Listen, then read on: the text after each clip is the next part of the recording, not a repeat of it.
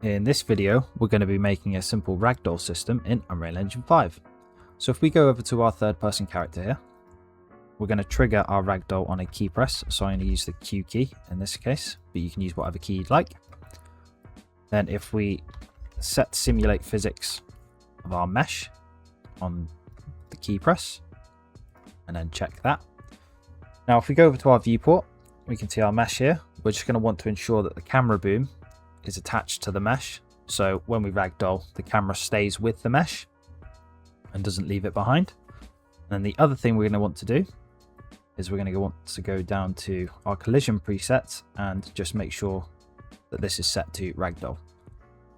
Then if we go back to our event graph, the last thing we're going to do is we're going to disable the input of our player, so that they can't control the player when it is ragdolling.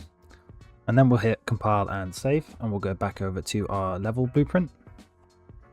Now if we run around and press Q, you can see we've got a simple ragdoll system. If you enjoyed this video, be sure to check out my other videos, and I will see you in the next one.